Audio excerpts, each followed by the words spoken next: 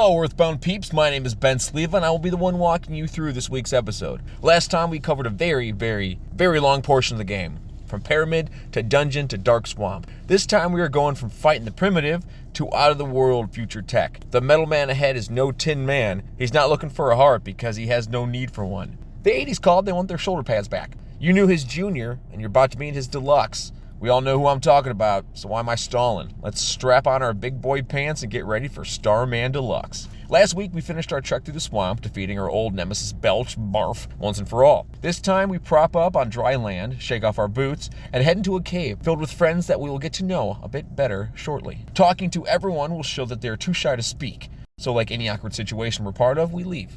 Upon exiting the city, we receive a phone call. It's Apple Kid, your buddy. He's developed a new machine called the Eraser Racer, much like the Pencil Racer. But while on the phone, you hear a commotion, and he is stolen, and the call cuts off. Almost immediately, the phone rings again, and it's Orange Kid. He's trying to unboil an egg, and just kind of slips into the convo that the Apple Kid has headed to Winters to work with Dr. and Donuts. Since we are the heroes after all, we head to Winters to track down our missing friend. But first, and this is very important, teleport to the start of Deep Darkness, and grab at least one multi-bottle rocket that you'll save until the boss. Trust me. Stop at the general store for supplies. You should have weapon upgrades already, so don't worry about them. And grab some coins of silence for your party if you have the scratch. Once you're done buying and talking, leave the store and get ready for a hike. You know the layout from back when we were Jeff, and that knowledge is going to be tested now. The landscape hasn't changed, but there are some horrible baddies that block your path. They include the Lesser Mook, the Whirling Robo, and the Woolly Shambler.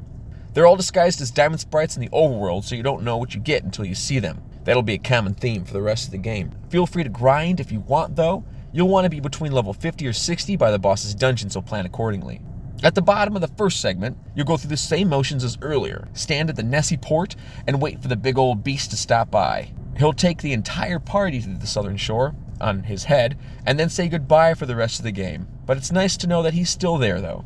The yin to the Kraken's yang, which no longer exists. Walk your way back through the Brick Road's first dungeon and think of all the good times you've been through. At the bottom end, continue to the Rainy Caves dungeon. That'll lead you straight to the Stonehenge, and ultimately you'll make your way into Dr. and Donut's lab. It is there that you can talk to a mouse, and he'll give you the Eraser Racer. Save your game. You're entering the second hardest dungeon in the game. The hardest being the end game.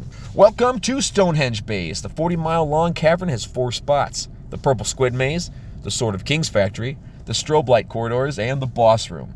None give you any breaks, and as far as I know, there isn't any butterfly room, so your best bet is to avoid all enemies that you can.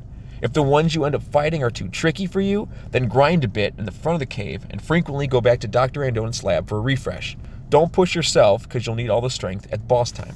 Speaking of enemies, let's cover those. You'll notice how similar they are to the bunch we just fought, and you can tell you're getting closer to the epicenter of Gygas' baddies because of the evolution. You have the automatic power robot. It'll take some time to drain the life of this mechanical beast because it keeps replenishing its HP. Military Octobot. He may only have 4 extremities, but you don't want to call him a Tetrabot. That just sounds weird. Mook Sr., this old tentacle foe, has some nasty PSI attacks and can diamondize you with his evil glare. We have Starman. No ranks yet, but he still beams you up. Easy there, Scotty. And the Starman Super. It can revive fallen party members, so rough it up first and hope for the elusive Sword of Kings. We'll detail that in a little bit. Use your Eraser Racer to get inside the actual dungeon and follow this path. Straight through the first room, and in the second room, head down through the bottom door. Then directly across to the right, and to that far door, you won't be able to see it first. Then head down and follow that around until the staircase. Take that door, and the next room, follow the path to the right, diverging at the first big square, only to get the Keppa Life Noodles. If you ever needed that item, it's now.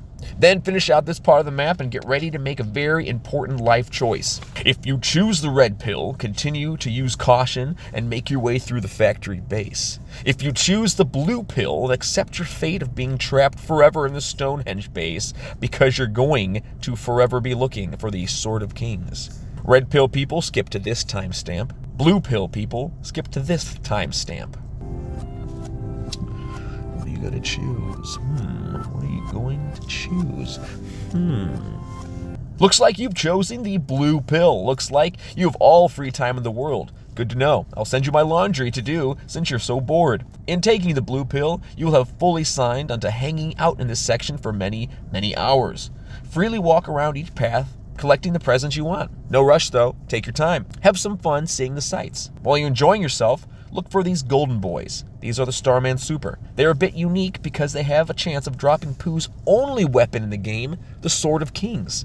But it's not as easy as that. The chances of them dropping is 1 in 128, meaning that there is a 0.78% chance they will drop it. Each battle has that chance. It's not a summed up total, meaning 100 fights later, the odds don't change. It doesn't mean that if you fight 128 Starman Supers, then you'll get the sword eventually. No, it means that each battle has less than a 1% chance of finding it. That's what makes it so tedious. If you've heard anything about this Sword of the Kings, that's what people are talking about. If you do not get the Sword of Kings before beating this dungeon, you will never have a chance to get it again. There are no ways to cut corners either, and the entire process is up to luck and the fate of the Earthbound gods. So, here's another chance to choose this puppy. You've chosen the red pill. You must not have much spare time. Maybe you're a parent. Maybe you're just not a masochist.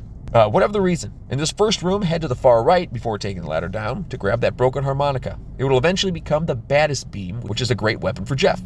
Double back to the door and follow that ladder down, continuing to the end of the room, avoiding any enemies as you can, because they are some heavy hitters. The next room you come to is the exit mouse room. Grab a buddy and keep moving. The final enemy-ridden room is the strobe area. There are a few presents to keep an eye out for and one to avoid. Through the door, take the path to the left. Don't continue straight. It's a broken trumpet. It makes a defense shower, but if you have the defense spray, you're good to go. Follow that path to the top, and when it forks, take the top for the speed capsule, then the bottom for the pixie bracelet for Paula, then the middle for the boss room. This room will lead you to an eerie sight. You'll find a good amount of friends trapped in glass containers. They have been kidnapped by the Starman because of their mental abilities, and are either going to be used in experiments, or to manipulate them, or to kill? I don't know. Either way, you have some saving to do. In the next room, you'll find the big man on campus and the boss of this episode, Starman Deluxe.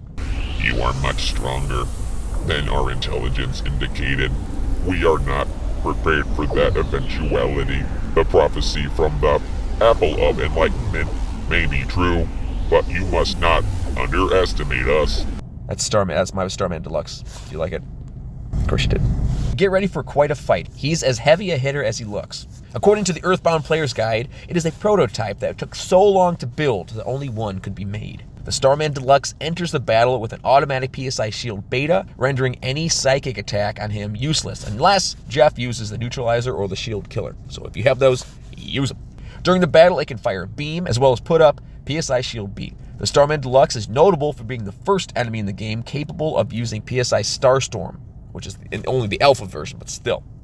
It also has the ability to call for help and have a Starman or Starman Super join the battle. But the defeat of the Starman Deluxe automatically results in the defeat of all other Starman and Starman Supers that join the battle. Once it's defeated, all of the henchmen retreat to Stonehenge Base and are never seen again. The first thing to do is use PSI Shield Omega to counter Starman Deluxe's PSI Sandstorm. If Jeff has any of these multi-bottle rockets that I told you to bring, use them to end the battle quickly. It should take one.